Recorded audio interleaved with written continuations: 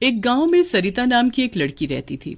उसके भाई का नाम था छोटू, जिसे वो जान से भी ज्यादा प्यार करती थी। उनके माँ बाप बड़े ही गरीब थे, पर सरिता चाहती थी कि उसका भाई पढ़े लिखे और कुछ बनकर दिखाए। घर में पैसों की बहुत तंगी थी और ठीक से खाना भी नहीं होता था, इसलिए सरिता ने अपनी पढ़ाई भी छोड़ दी थी। एक दिन सरिता के बाबूजी की मौत हो जाती है। अब घर की सारी जिम्मेदारी सरिता के कंधों पर आ जाती है। घर में खाने को भी नहीं होता, इसलिए सरिता कुछ काम करने का सोचती है। वो बाजार के पास अपनी जलेबी की रेडी लगा लेती है। सरिता को जलेबी बेचते देख कुछ लोग वहाँ उससे जलेबी लेने आते हैं। लगता है तुमने आज से ही जलेबी बेचना शुरू किया है। जी हाँ, बस आज मेरा पहला दिन है। आप खाकर देखो ना मेरी जलेबी। हाँ, क्यों नहीं। 10 रुपए की दे दो जरा। सरिता उसको 10 रुपए की जलेबी देती है। उस आदमी को जलेबी बड़ी ही स्वाद लगती है। वो सरिता की जलेबी की खूब तारीफ करता है। वाह, आह, वाह, वाह, सच में तुम्हारे हाथ की जलेबी बड़ी ही स्वाद है। एक काम करो, 20 रुपए की जलेबी घर के लिए बांध दो। जी भाई जी, अभी देती हूँ। सरिता पूरे दिन जलेबी बेचती रहती है। लोगों को उसके हाथ की जलेबी बहुत पसंद आती है। पूरे दिन में सरिता की अच्छी कमाई हो जाती है। अब रात होने लगती है, इसलिए वो सब सामान समेट लेती है और थोड़ी सी जलेबी घर के लिए बनाकर रख लेती है। ये जलेबी मैं घर जाकर छोटू को दूंगी, उसे तो जलेबी बहुत पसंद है, वो बहुत खुश होगा। सरिता जलेबी लेकर घर के लिए निकल पड़ती है, पर रोड पर काम चलने की वजह से सरिता को एक घने बाग से होते हुए आना पड़ता है। अचानक बारिश होने लगती है, इसलिए सरिता एक बरगद के पेड़ के नीचे रुक जाती है। उस पेड़ पर एक चुड़ैल रहती है, जिसकी नाक तक जलेबी की खुशबू पहुंच जाती है। ये इतनी अच्छी मिठाई की खुशबू कहाँ से आ रही है? चुड़ैल नीचे देखती है तो सरिता बारिश में खड़ी होती है और खुशबू उसकी रेड़ी से आ रही होती है। आखिर ये इतनी अच्छी खुशबू है किस चीज की? चुड़ैल की नजर फिर लिफाफे पर जाती है। वो जादू से उस लिफाफे को नीचे गिरा देती है। जैसे ही सरिता बारिश कम होने पर वहाँ से निकल जाती है, वैसे ही चुड़ैल वो लिफाफा उठाकर उसमें से जलेबी खाना शुरू कर देती है। वो गपागप सारी जलेबी खत्म कर देती है। आहा, इतनी स्वाद जलेबी, मजा ही आ गया। घर जाकर छोटू सरिता से जलेबी मांगता है। सरिता पूरी रेड़ी देख लेती है, पर उसे कहीं जलेबी नहीं मिलती। उसे लगता है कि जलेबी कहीं बारिश में गिर गई है। अब रोज रास्ते में चुड़ैल सरिता की रेड़ी से जलेबी गायब कर देती थी। एक दिन छोटू अपनी बहन सरिता से गुस्सा हो गया। क्या हुआ छोटू, गुस्सा क्यों हो रही हो? आप मेरे लिए कभी जलेबी नहीं लाती और रोज एक ही बहाना मार देती हो कि पता नहीं जलेबी कहाँ गई। अरे रोज रोज ऐसा थोड़ी हो सकता है कि जलेबी गायब हो जाए। हाँ छोटू, ये तो मैं भी सोच रही हूँ, पर समझ ही नहीं आ रहा ये कैसे हो रहा है। मैं तो खुद परेशान हूँ, पर मैं सच बोल रही हूँ। कल मैं पक्का तुम्हारे लिए जलेबी लेकर आऊंगी।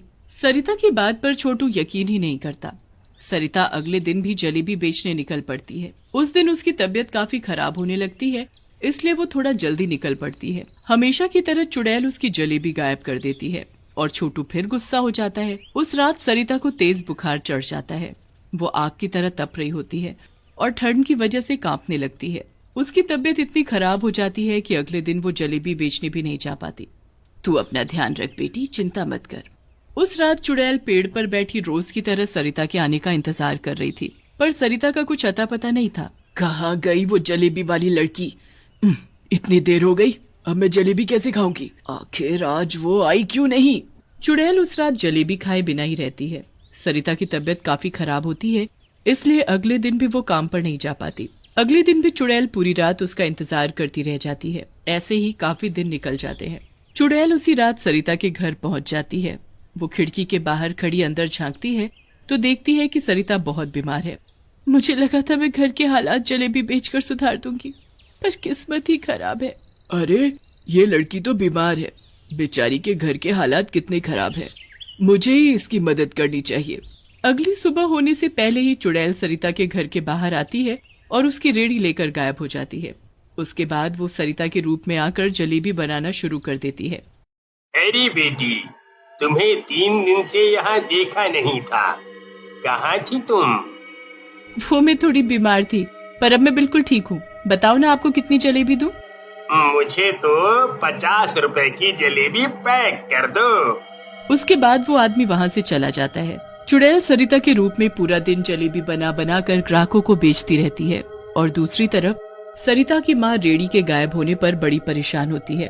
रात को चुड़ैल पूरी कमाई को रेडी में रखकर उस रेडी को सरिता के घर के सामने लाकर खड़ा करके चली जाती है। जैसे ही सरिता की माँ सूखे हुए कपड़े बाहर से उतारने बाहर जाती है तो उसे रेडी वहीं खड़ी मिलती है। सरिता, सरिता। हाँ माँ, क्या हुआ? तेरी रेडी तो यहीं खड़ी है और इसमें तो ढेर सारे पैसे भी रखे हैं। सरिता की माँ ढेर सारे पैसे सरिता को लाकर दिखाती है। किसी को समझ नहीं आता कि आखिर ये सब हो क्या रहा है, पर इतने पैसे देखकर सब बड़े खुश हो जाते हैं। वो उन पैसों से घर का राशन, सरिता की दवाई ले आते हैं। अब अगली सुबह भी यही होता है। सबके उठने से पहले चुड़ैल वहाँ आ जाती है। अभी सब सो रहे हैं, जल्दी से ये रेडी ले जाती हूँ वरना कोई उठ न जाए। चुड़ैल जल्दी से रेडी ले जाती है और भेस बदलकर जलेबी बनाना शुरू कर देती है। पिछले दिन की तरह ग्राहकों का आना शुरू हो जाता है। पूरा दिन खूब जलेबियां बिकती हैं और ढेर सारे पैसे इकट्ठे हो जाते हैं। पिछले दिन की तरह फिर से सरिता की माँ रेडी गायब देख परेशान होती है, पर मौका देखते ही रात को चुड़ैल रेडी में पैसे रखकर रेडी उनके घर के सामने खड़ी कर जाती है। अरे सरिता, आखिर ये हो क्या रहा है? वही तो मुझे भी समझ नहीं आ रहा।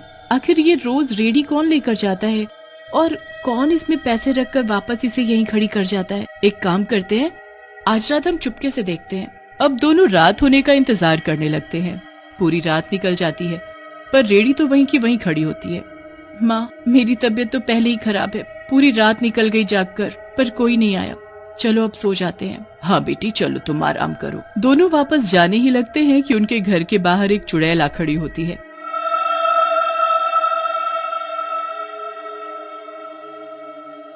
माँ, ये देखो चुड़ैल। हे भगवान, ये चुड़ैल यहाँ क्या कर रही है? चुड़ैल जल्दी से रेडी बाहर निकालती है और सरिता के रूप में आकर वहाँ से चली जाती है। माँ, ये चुड़ैल हमारी रेडी लेकर जाती है, पर ये करती क्या है? अब तो ये जाकर ही देखना पड़ेगा, तभी पता चलेगा। और देखो तो, इसने तो तुम्हारा रूप लिया हुआ है। आखिर ये चाहती क्या है? सरिता की तबीयत खराब होने के कारण वो कुछ नहीं कर पाती और बस रोज सुबह होने से पहले उस चुड़ैल को रेडी ले जाते देखती है और रात को पैसों के साथ रेडी वापस लाकर खड़े करते देखती है। ऐसे ही काफी दिन निकल जाते हैं और एक दिन सरिता की तबीयत बिल्कुल ठीक हो जाती है, पर उसे समझ नहीं आता कि वो काम पर कैसे जाए, क्योंकि उसकी रेडी तो चुड़ैल ले गई होती है। सरिता अगली सुबह का इंतजार करती है और चुड़ैल जब रेडी लेकर जाती है तो वो उसका पीछा करती है। चुड़ैल सरिता के भेस में बिल्कुल वहीं जाकर खड़ी हो जाती है। वहाँ सरिता पहले जलेबी बेचती थी। वो चुड़ैल वहीं उसी जगह पर जलेबी बनाना शुरू कर देती है और जलेबी बेचने लगती है। हे भगवान, ये चुड़ैल तो मेरी जगह खड़ी होकर जलेबी बेच रही थी। ये तो मेरी मदद कर रही थी, पर मेरी मदद क्यों कर रही थी? पूरा दिन सरिता वहीं खड़ी होकर उस चुड़ैल पर नजर रखती है।